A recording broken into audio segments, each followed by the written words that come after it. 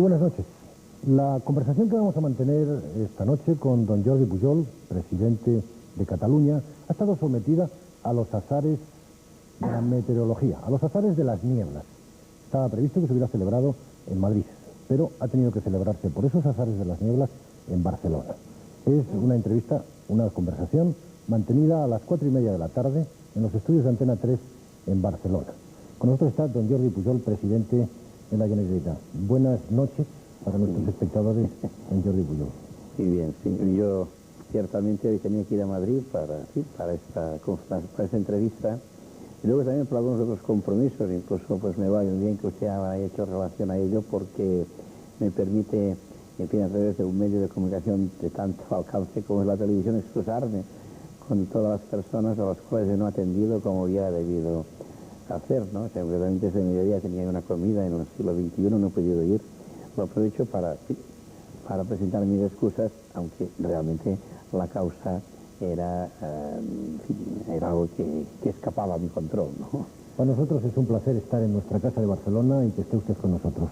Para esta conversación están también don José María Carrascal, a quien ustedes conocen muy bien, y que dentro de nada más acabar esta conversación dirigirá su informativo de todas las noches, y don Víctor Márquez Relviego, especialista en temas políticos, escritor, hombre casi del Renacimiento, a quien ustedes también conocen muy bien. Don Jordi Pujol es 61 años, es quizá el político en el ejercicio continuado de un cargo más veterano de nuestro país. Lleva 11 años. Bueno,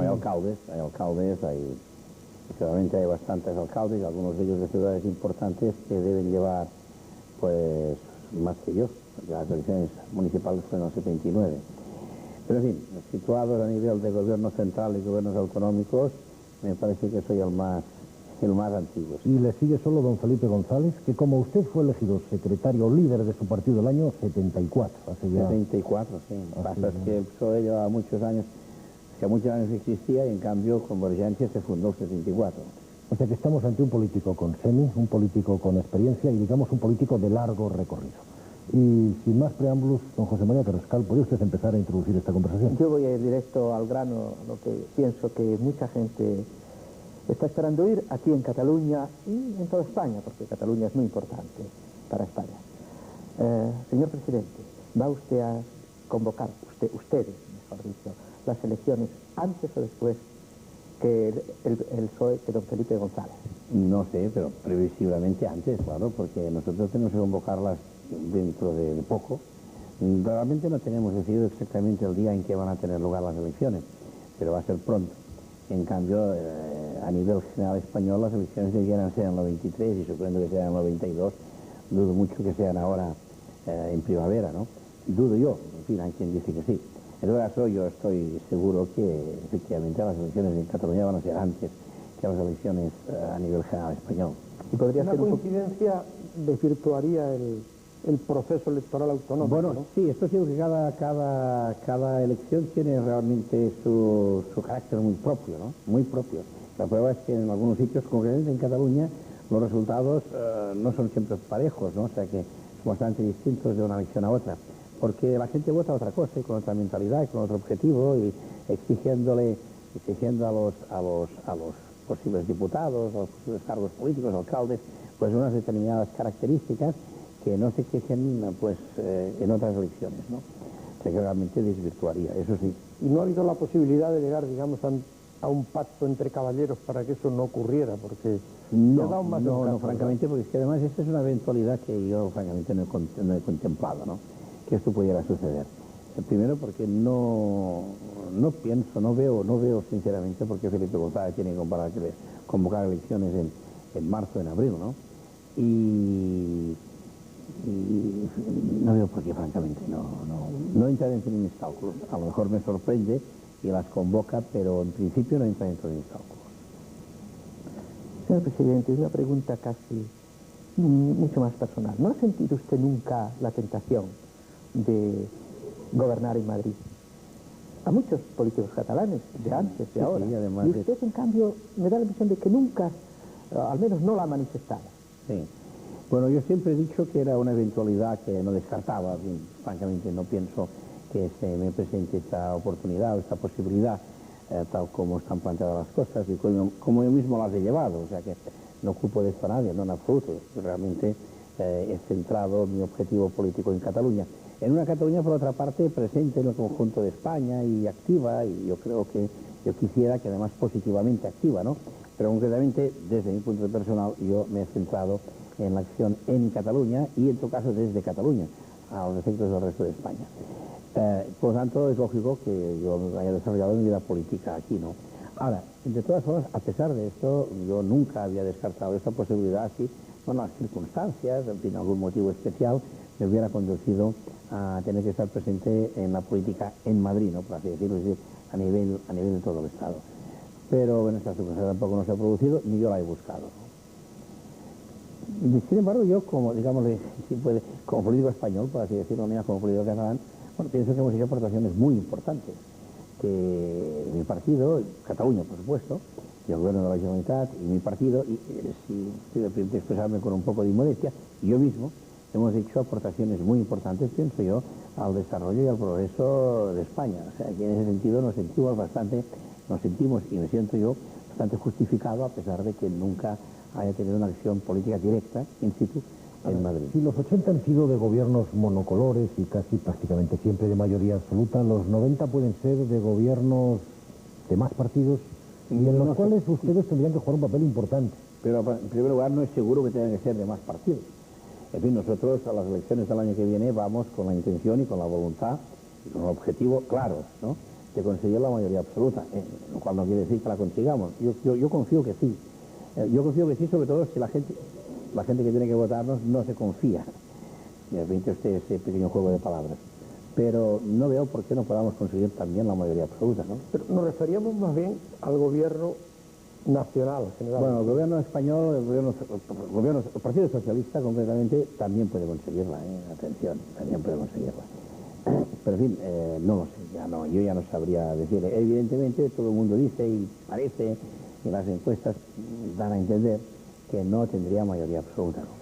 Pero en fin, el problema de cambio importante, profundo, no sería que no tuviese mayoría absoluta. Es decir, que el gobierno socialista, el Partido Socialista, en vez de tener ahora 175, no tiene diputados, tuviera 170, pues no tendría mayoría, o 168, no tendría mayoría absoluta, pero en realidad sería como si la tuviese.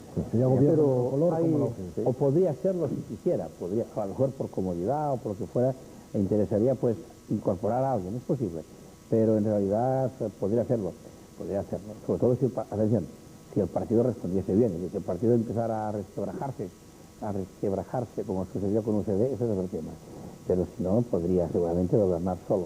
Pero ha habido debates de algunas leyes donde parece que tanto la minoría vasca como la minoría catalanista han hecho casi un ensayo general con todo de lo que puede ser un gobierno post-92 o post-93, digamos, ¿no? Pues no es esta la intención. Lo que sucede es que, evidentemente, en determinadas cosas, son dos cosas. Primera, en determinados puntos, leyes, proyectos, etcétera, pues hemos coincidido. Porque si coincidimos, ¿por qué no vamos a votar juntos o a trabajar juntos si en algo coincidimos? Nosotros no tenemos el prurito de diferenciarnos del partido que está en el gobierno, Partido Socialista en este caso, como no teníamos de diferenciarnos de UCD cuando UCD estaba en el gobierno. Segundo hecho que se da de vez en cuando. No coincidimos, pero nosotros, en vez de tener una actitud de oposición frontal, pues lo que hacemos es ver si conseguimos introducir en el proyecto inicial del gobierno nuestros planteamientos. Bueno, a veces no nos los aceptan. Si nos los aceptan, ¿qué vamos a hacer? ¿Votar en contra de nuestros propios planteamientos, de nuestras propias enmiendas? No, votar a favor, ¿no? Pero esto ha sucedido en bastantes casos, lo cual es fácil de entender por lo siguiente. Por ejemplo, el Partido Popular tiene una misión, que es ser, primero, el partido de oposición, la oposición, no la única, porque hay otros partidos de oposición, en nuestro sentido nosotros mismos, pero la principal oposición es ser la alternativa, y algún día estar en condiciones de formar gobierno. Este es su objetivo. En cambio, nosotros no tenemos este objetivo. Nosotros tenemos un objetivo que es el de intentar gobernar en Cataluña y luego estar presente en el conjunto de la política española desde la oposición o desde el gobierno, o sea que no se descarta que podamos estar un día en el gobierno español, presentes en un gobierno español, pero defendiendo dos cosas. defendiendo, primero, defendiendo los intereses de Cataluña y defendiendo lo que entendemos que en nuestra concepción, no solamente de España como Estado, como país, sino también como sociedad, lo que convendría que se hiciese, ¿no? Pero naturalmente nosotros no somos alternativa de gobierno como es el Partido Popular. El Partido Popular tiene el objetivo de convertirse algún día en el gobierno, sustituyendo al PSOE. Nosotros no, porque nosotros nunca tendremos la fuerza para ello. Podremos ser una fuerza, digámosle, complementaria, pero el peso del gobierno, de la oposición, no recae en nosotros. Por lo tanto, nosotros tenemos una posición siempre mucho más dúctil y mucho más centrada en los problemas concretos, aunque eso sí, todas nuestras posiciones tienen, si usted las observa lo verá, pues encajan dentro de un planteamiento de carácter general, o sea, no son arbitrarias, ¿no? Podrían ser complemento tanto del Partido Popular como del Partido Socialista. Evidentemente, podríamos ser complemento del Partido Popular y podríamos ser complemento del Partido Socialista y hubiéramos podido ser complemento de UCD y podríamos no ser complemento de nadie y en cambio estar en el Parlamento en una actitud no de oposición sistemática, sino a veces de oposición, pero en otras ocasiones pues dando apoyo al gobierno en cosas concretas. José María. Sí. Quisiera insistir algo a este respecto, y es que algo que extraña a mucha gente, pienso que en Cataluña y en el resto del Estado, y es que siendo las filosofías de Convergencia y las del Partido Popular bastante paralelas teóricamente, sin embargo las convergencias reales se da, como dicen algunos puntos, se han dado mucho más con el Partido Socialista que con el Partido Popular. ¿A qué atribuyen? ¿Qué es posible, para resumir la pregunta, qué ocurre que, vamos a decir, los liberales, conservadores del centro y de la periferia no acaban de engranar? Es que pienso que los planteamientos el planteamiento realmente se hace de otra forma, que es lo que intentaba explicar antes, ¿no? Es fácil que nosotros consigamos convergencias, concomitantes, acuerdos, colaboraciones con el partido de gobierno. Y no porque nos guste estar cerca del gobierno, porque en realidad nunca hemos estado en el gobierno español, ¿no? No porque busquemos el cargo, ser ministro, en fin, poder lograr algo, no por eso, sino porque nosotros vamos a la política española con una mentalidad de orientar la política española y la economía española y la vida social española en un determinado sentido, ¿no? Por ejemplo, en un sentido europeísta en un momento determinado. Por ejemplo, en el sentido ahora de la competitividad. Por ejemplo, en el sentido autonómico, por supuesto, ¿no? Y claro, estas son cosas que a poco que el gobierno, que sea, pues se ponga en una posición favorable a estas líneas, que por otra parte son líneas que, en parte por nuestro esfuerzo, pero en buena parte por la coyuntura y por el cambio de mentalidad, han ido ganando terreno en la sociedad y en la política española, pues poco que el gobierno se oriente en este sentido, nosotros estamos en condiciones pues de darle un apoyo, de conseguir un cambio, de inflexionar una postura. La prueba de esto es que también tuvimos muchas concordancias, muchas, como por ejemplo con UCD. En aquella época se nos decía que éramos una especie de acólitos de UCD. No, es que cuando ellos decían, bueno, que tenemos que entrar en la Comunidad Económica Europea. ¿Quién ponía pegas? Bueno, los socialistas. Decían la Europa de los mercaderes, la Europa de los banqueros, la Europa del Vaticano, etcétera. Todas esas cosas que se decían en aquella época eran pura demagogia, evidentemente, una forma de hacer oposición, de desgaste del gobierno, etcétera. Nosotros hemos sido europeístas siempre. El gobierno de UCD, ¿por qué dijo teníamos que entrar en la Comunidad Económica Europea en contra de lo que las izquierdas decían en aquel momento, que eran muy reticentes? Porque era evidente, porque el interés de España estaba estar ahí, estaba estar en Europa. Cuando los socialistas se vieron al gobierno, al cabo de muy poco tiempo adoptaron la misma postura que UCD, porque desde el gobierno no se pueden hacer filigranas, desde la oposición se pueden hacer filigranas, desde el gobierno hay los condicionamientos y las exigencias y los intereses profundos del país que tarde o temprano se imponen a la mentalidad de un gobernante. Y ahí nos encontramos nosotros. Vamos a hablar de europeísmo, pero antes vamos a cortar durante unos breves segundos.